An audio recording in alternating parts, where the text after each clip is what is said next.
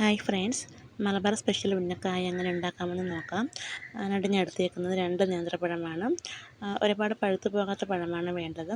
അത് 10 മിനിറ്റോളം ഒന്ന് പുഴുങ്ങിയെടുക്കുക. ശേഷം തണുക്കാനായിട്ട് മാറ്റി വയ്ക്കുക. നമുക്കിതിന് വേണ്ട ഫില്ലിംഗ് എങ്ങനെ ഉണ്ടാക്കാമെന്ന് നോക്കാം.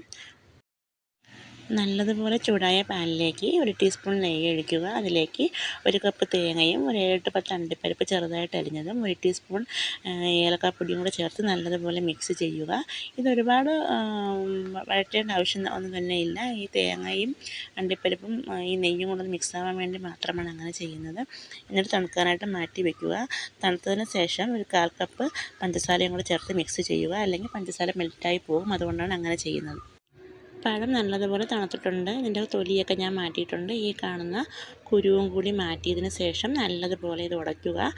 എത്രത്തോളം നല്ലതുപോലെ ഇത് മിക്സാക്കാവോ അത്രത്തോളം നല്ലതാണ്. ഇതിന് ഇടയ്ക്ക് ഈ പഴത്തിൻ്റെ കഷ്ണങ്ങളോ ഒന്നും തന്നെ വരാൻ പാടില്ല. ആ രീതിയിൽ ഇത് നല്ലതുപോലെ കുഴച്ച് മിക്സാക്കി എടുക്കുക.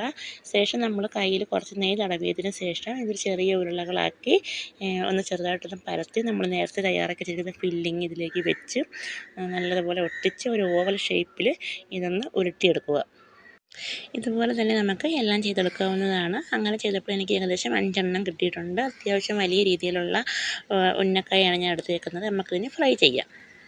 നല്ലതുപോലെ ചൂടായ പാനിലേക്ക് വെളിച്ചെണ്ണ ഒഴിക്കുക. വെളിച്ചെണ്ണ നല്ലതുപോലെ ചൂടായതിന് ശേഷം നമുക്ക് ഉന്നക്കായ ഓരോന്നോരോന്നായിട്ട് ഇതിലേക്കിട്ട് നമുക്കിത് ഫ്രൈ ചെയ്തെടുക്കാവുന്നതാണ്. നല്ലൊരു ബ്രൗൺ കളറാണ് ഇതിൻ്റെ ഒരു നിറം. ആ രീതിക്ക് തന്നെ നമുക്കിത് ഫ്രൈ ചെയ്തെടുക്കാം.